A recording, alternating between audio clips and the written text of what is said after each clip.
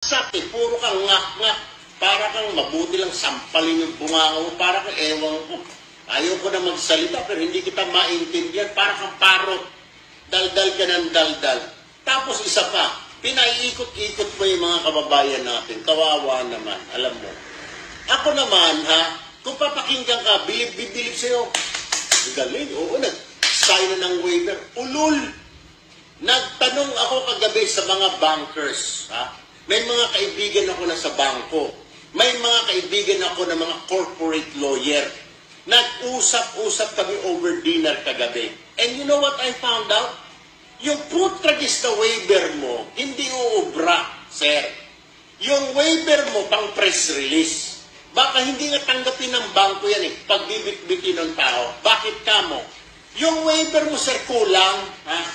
Number one, para i-honor ng bangko yung waiver mo, dapat, sir, ipa-consularize mo. Ibig sabihin, kung yung waiver na yan para sa bangko mo sa New Zealand, dalhin mo sa New Zealand yan, ipa-notarize mo doon. In this case, consularize. Ang consul ang magtatatak na ito ay totoo, waiver ni Senador Antonio Trillanes para tanggapin ng bangko sa New Zealand. Or ganun din, kung mayroon ka sa Singapore, yung embassy na nila sa Singapore dito, dadalhin mo doon, ipa-consularize mo.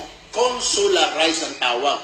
Not notarize, consularize. Lalagyan ng seal ng konsulado o ng embahada na itong dokumento na ito ay pinirmahan ni Senador Trillanes dito sa konsulado na ito ay hindi peke.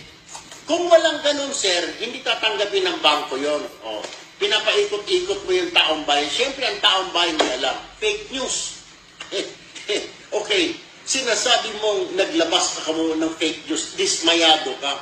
Sus Mariose, bakit hindi mo tingnan ang sarili mo, Senator Trillanes? Sabi nga tingin ko kung ako naglalabas ng fake news, o kung sa tingin ninyo, anong tawag ko sa'yo? Dapat ang tawag sa'yo, ikaw yung ama ng fake news.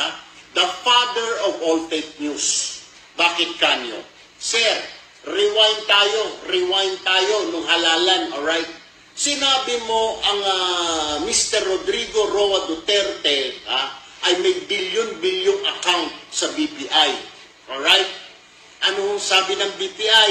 Wala. Mismo ang BPI na nagsabi, walang bilyon na account si Rodrigo Roa Duterte. Hindi mo napatunayan? Hindi ba sabi ng BPI, walang bilyon na account ang Rodrigo Roa Duterte? Nakita niyo na mga kapatid kung gaano kawalang kredibilidad yung taong yan.